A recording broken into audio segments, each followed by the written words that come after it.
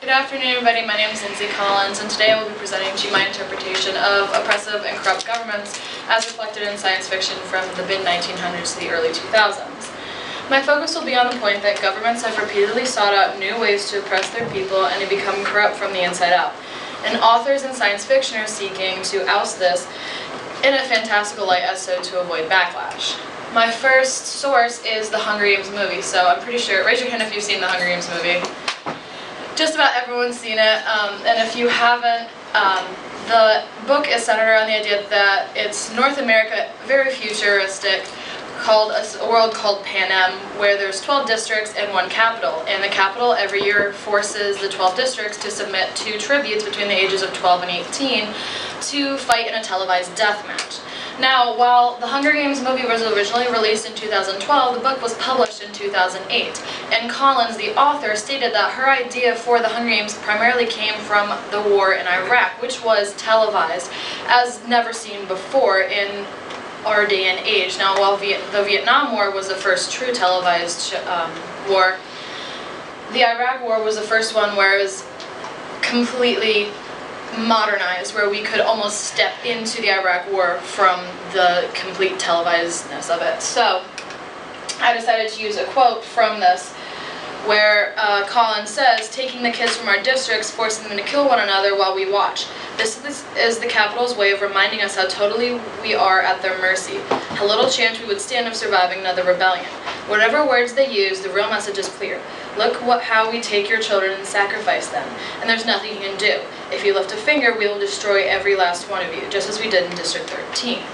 The oppressive government is reflected in the fact that Collins drew strategically on the televised Iraq War to write this book. My second source is the book The Giver. Now, I'm pretty sure, again, all of you have read this in middle school, early high school, but if you haven't, once again, it's a futuristic society that is supposed to be a utopia, but as we all know, it doesn't work out. It turns into a dystopia.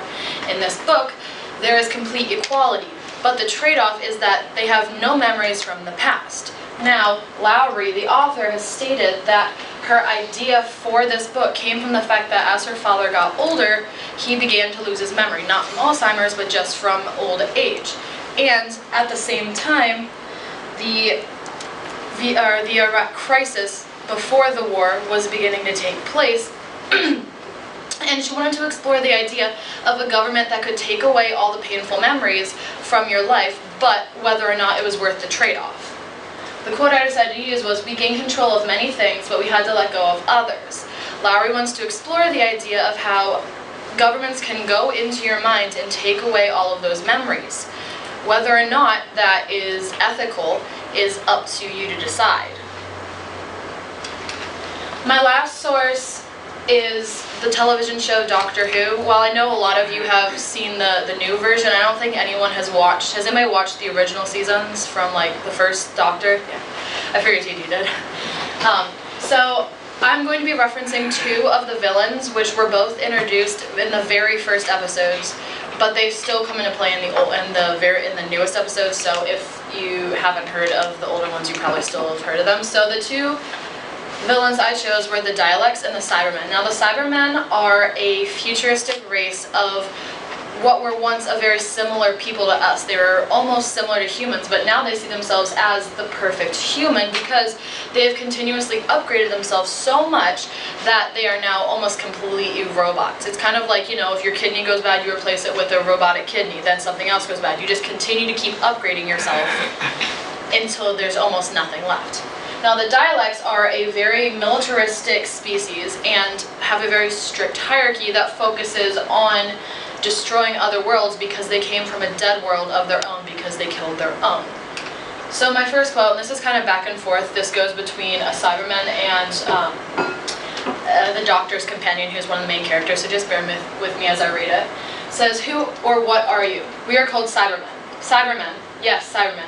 We were exactly like you once, but our cybernetic scientists realized our race was getting weak." "Weak? How?" "Our lifespan was getting shorter, so our scientists and doctors advised spare parts for our body until we could be almost completely replaced. But that means you're not like us, you're robots. Our brains are just like yours, except that certain weaknesses have been removed." "Weaknesses? What weaknesses?" You call them emotions, do you not? But that's terrible. You mean you wouldn't care about someone in pain? There would be no need. We do not feel pain. Now this directly comes at a time, is almost the first episode really, and at this point when it was released, the Vietnam War was starting to take place. Now everyone knows about the protests that went on while the Vietnam War was being mostly fought, because a lot of Americans decided that they didn't agree with the idea to go into Vietnam. Now what the writers of this episode are talking about is that they're comparing how the supposed Americans felt no emotion when just going into Vietnam, and they want to kind of mimic that and parallel that idea. My second quote is from the second episode where they introduce the dialects, where they say, "Tell me what you're thinking right now." "I feel humanity." "Good, that's good." "I feel everything we wanted from humankind, which is ambition, hatred, aggression, and war. Such a genius for war." No, that's not what humanity means. I think it does. At heart, this species is so very dialect. Now this is a very interesting quote because as it is coming from a different species, there's still a human writer, where they believe that the only thing that humankind is good for is war, hatred, and aggression.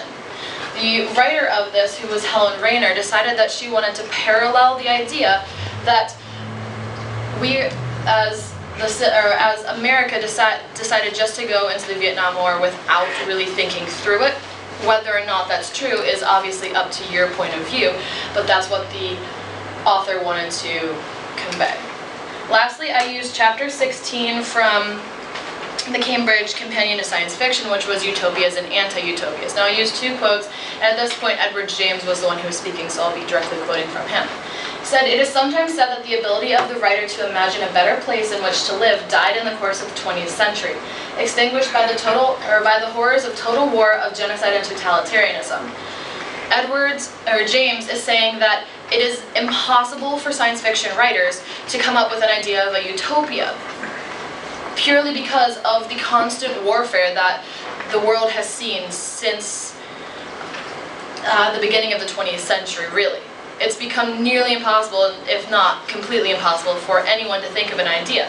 Anytime you think of a utopia, it's automatically turned into a dystopia, because there's always going to be someone else that wants power. So, as it continues on in his second quote, in the 20th century, such utopian visions were attacked from two directions, by those who argue that in reality, many such utopias would turn out to be dystopias, that is, oppressive societies, either because of the tyranny of the perfect system over the will of the individual, or because of the difficulty of stopping individuals or elites from imposing authority over the majority or indeed over minorities. What James is saying here is that there will never be able to be a utopian society, because there will always either be one overarching figure that chooses to take power, or an oppressive society that decides that they want to rule over the entire utopian society.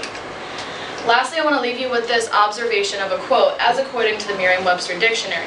Oppression is defined as prolonged, cruel, or unjust treatment or control. Freedom is defined as the absence of subjection to foreign domination or unjust governments. Thank you. Both of those quotes were in my paper. I know it's been a time for them. This is hilarious. But I don't have them written.